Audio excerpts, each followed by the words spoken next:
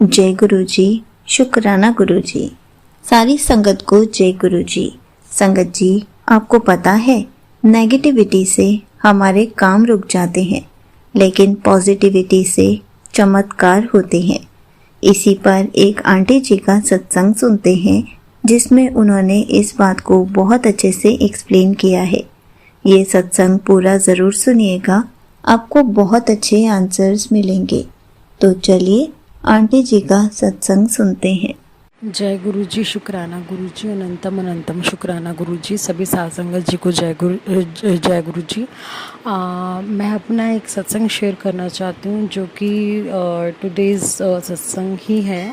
मेरे फादर जो हैं वो उनको एक मेडिकल इशू है, जो कि मतलब लाइफ लॉन्ग के लिए ही रन रहता है।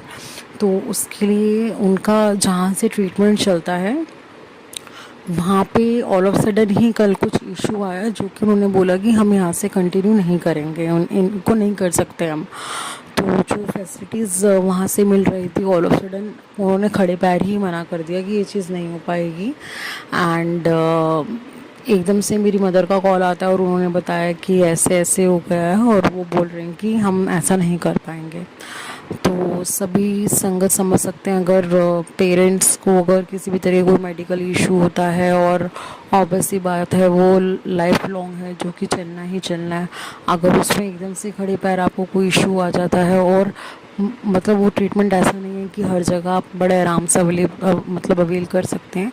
हाँ, हर जगह मिलता है, लेकिन कुछ जो कि रिक्वायरमेंट्स होती हैं, या कुछ जो फैसिलिटीज़ हम अवेल कर रहे थे, वो हर जगह नहीं होती हैं। तो उसके अंदर जैसे ही मेरी मदर ने मुझे कॉल किया, तो मैं थोड़ा सा परेशान हो गई इस चीज़ को लेके। बट मेरे को मन में ये था कि Guruji will take care of it. मैं उस तरीके से, जैसे कि कोई भी बंदा ऐसी सिचुएशन में पैनिक हो जाता है, क्योंकि खड़े पैर कोई चीज़ बंद होना। बेसिकली मेरे फादर को डायलिसिस है, he is a dialysis patient. Twice a week उनको डायलिसिस होना ज़रूरी होता है, तो वो उनको मेडिकल रिक्वायरमेंट होती है संगत जी।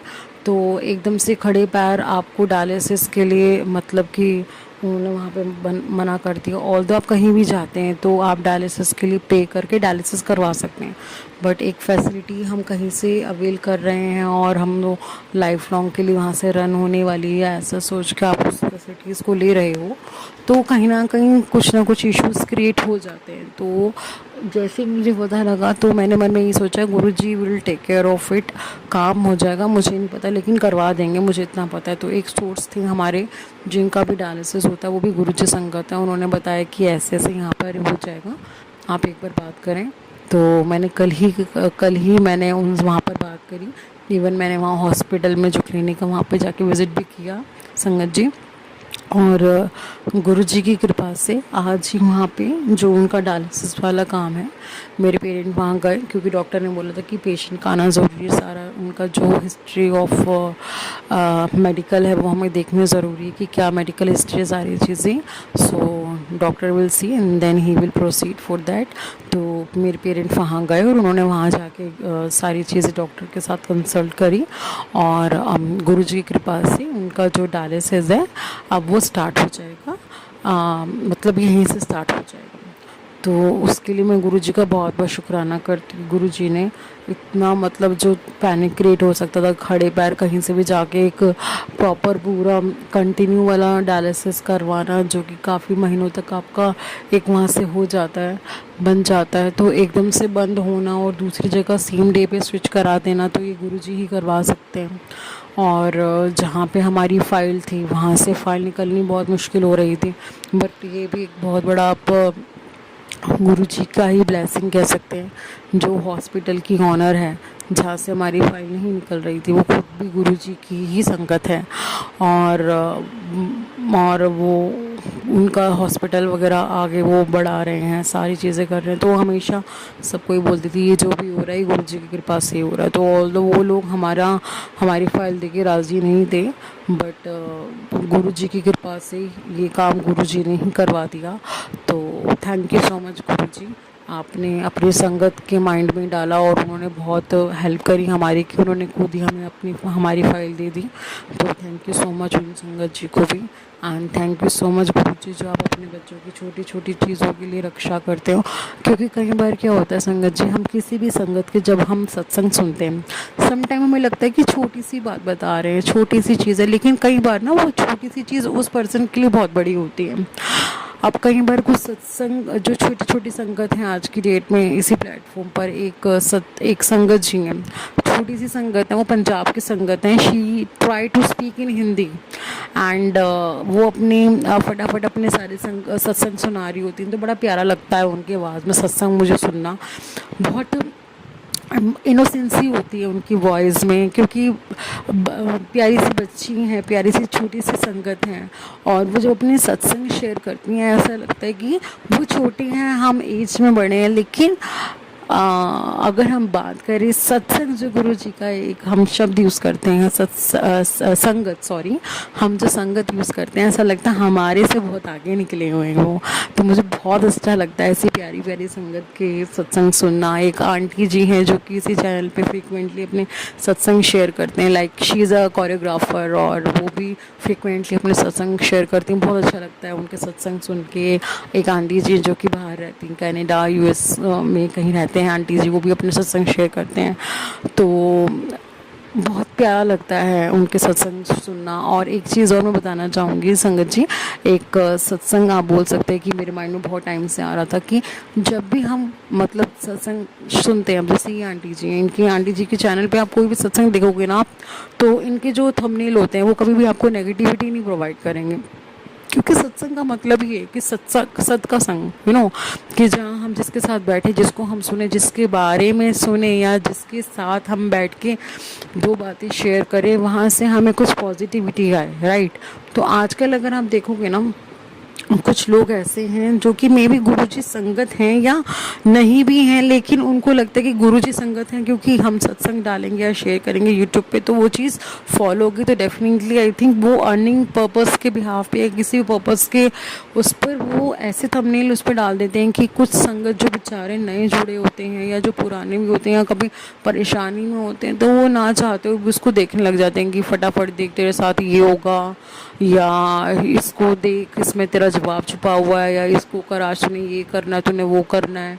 और भी कई ऐसे ऐसे वर्डिंग जिसको कई बार देख के मन कई बार घबरा भी जाता है कि यार अगर हम नहीं सुनेंगे तो ऐसा हो जाएगा। या और अगर आप कभी भी नोटिस करेंगे ना, इस तरीके के सत्संग एक तो बहुत बड़े बड़े होते हैं और वहाँ पे थंबनेल कुछ और होता है, अंदर कुछ और ही आपको मैसेज मिलता है। तो ऐसे सत्संग को मैं ये नहीं कहूँगी कि सत्संग को हम अवॉइड करें।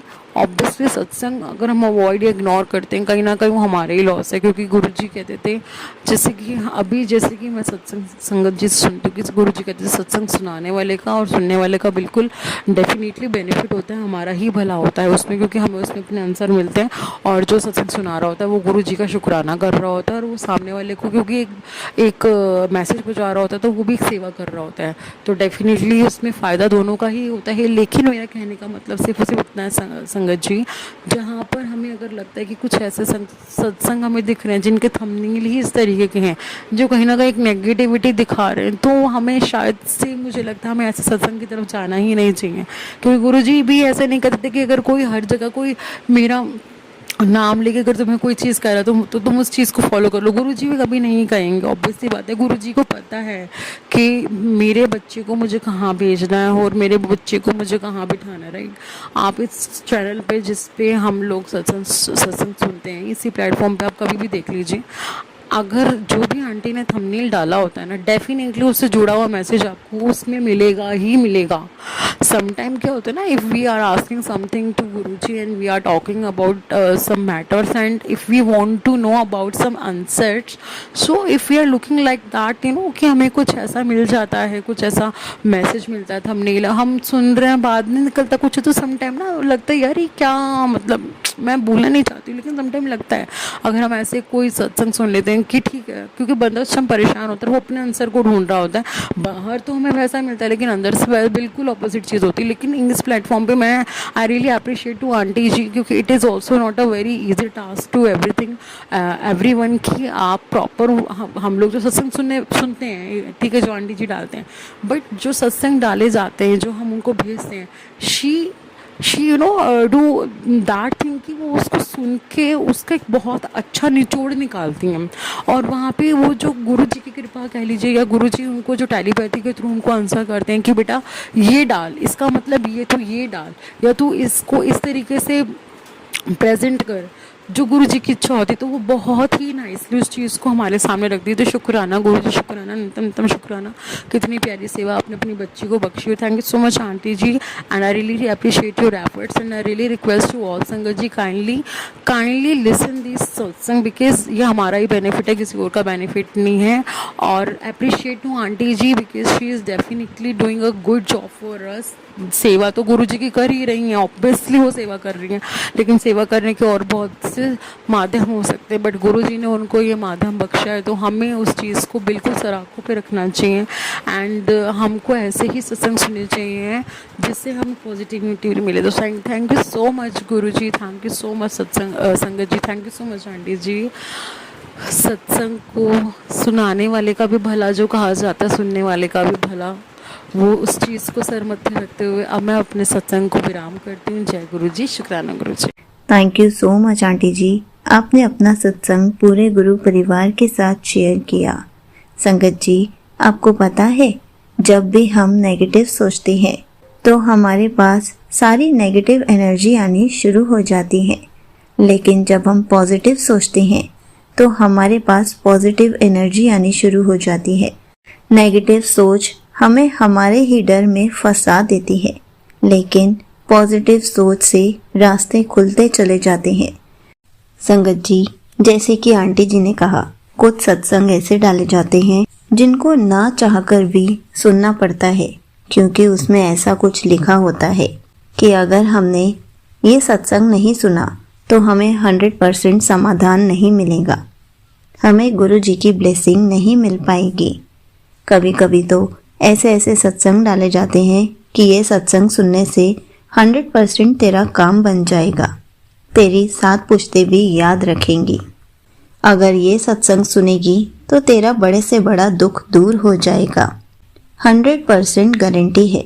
संगत जी, क्या आपको लगता है जब गुरुजी फिजिकल फॉर्म में थे, क्या तब वो ऐसे बोलते थे कि अगर तुम मेरे पास आओगे तो 100% तुम्हारे कष्ट दूर कर दूंगा, तुम्हारी बीमारी दूर कर दूंगा, तुम्हारे दुख दूर कर दूंगा, तुम्हारे घर में 100% पैसों की बरसात होगी?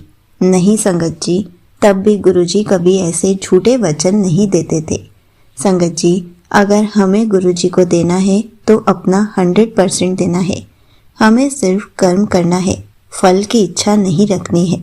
गुरुजी वैसे भी बहुत सारी संगत के सारे दुख दूर कर रहे हैं।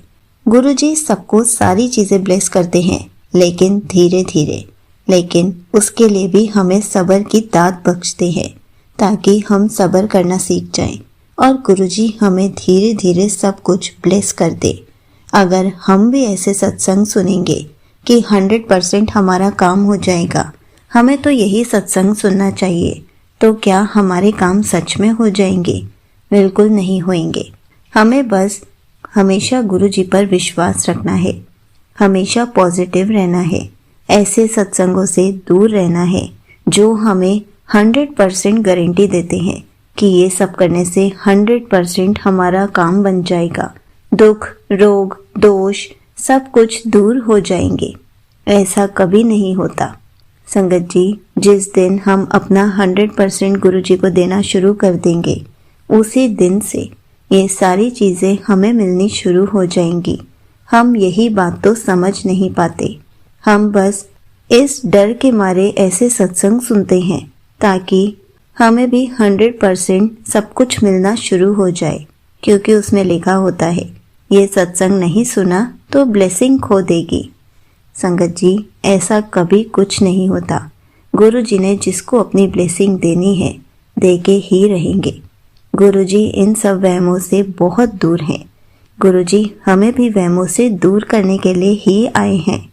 इसलिए हमें कोई भी सत्संग को डर के नहीं सुनना है। हमें सत्संग को पॉजिटिव होकर सुनना है। हमें उसके अंदर के आंसर्स जानने हैं ताकि हमें हमारे क्वेश्चंस के आंसर्स मिल सके। अगर हम ऐसे डर के सत्संग सुनेंगे कि हमें ब्लेसिंग नहीं मिलेगी, तब तो हम सिर्फ सत्संग ही सुनते रह जाएंगे। क्या गुरुजी हमें ब्लेसिंग्स दे पाएंगे? क्योंकि हम गुरुजी के वचनों को तो फॉलो ही नहीं कर पा रहे। गुरुजी सबसे पहले हमें वहमों से दूर करते हैं, हमें इन सब बातों से दूर करते हैं। कभी नहीं कहते कि 100% काम बना दूंगा, 100% दुख दूर कर दूंगा। सब कुछ हमारे हाथों में है। जैसे हमारे कर्म होंगे वैसे ही हमारे साथ होगा। इसलिए गुरुजी हमारे कर्मों को सुधारने आए हैं।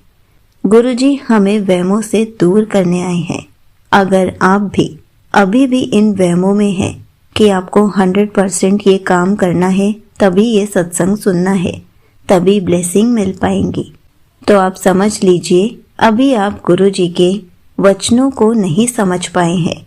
गुरुजी ने हमारा हाथ क्यों थामा है, हम वो वजह ही नहीं समझ पाए हैं, तो हम वहमों से क्या ही दूर हो पाएंगे। हमें सबसे पहले अपने अंदर के सारे वहमों को दूर करना है, अपने आप को पॉजिटिव बनाना है। क्योंकि जब तक आप पॉजिटिव रहेंगे, आपकी सोच पॉजिटिव रहेगी, तब तक आपके पास पॉजिटिव ऊर्जा ही आती जाएगी। नेगेटिव सोच हमें हमारे ही डर में फंसा देती है, लेकिन पॉजिटिव सोच से सारे रास्ते खुल जाते हैं। गुरुजी कहते हैं, जब मन शांत हो, श्रद्धा गहरी हो और हमारी सोच पॉजिटिव हो, तब हर अरदास पूरी होती है। संगत जी, इसलिए ध्यान डर पर नहीं, समाधान पर लगाना चाहिए। बुरा वक्त स्थायी नहीं होता, लेकिन पॉजिटिव सोच हमें मजबूत बनाती है। गुरुजी की कृपा तब और भी फैलती है जब हम गुरुजी के वचनों को फॉलो कर पाते हैं। गुरुजी के इन वहमों वाले सत्संग को इग्नोर करना सीख लीजिए, क्योंकि इन सत्संग से हमारा 100% कोई भी काम पूरा नहीं होने वाला है। जिस दिन हम ये समझ जाएंगे, हमें गुरुजी के आंसर्स खुद ब खुद मिलने शुरू हो जाएंगे। हमारी लाइफ स्मूथ चलने लग जाएगी। क्यों? क्योंकि हम पॉजिटिव रहना शुरू कर चुके होंगे। और बिना डर के सत्संग सुनना चाहिए। डर कर सत्संग सुनने का कोई फायदा नहीं है। सत्संग सुनना और सुनाना बहुत बड़ी सेवा है। कुछ भी काम डर कर नहीं करना चाहिए। जय गुरु जी। शुक्राना गुरु जी।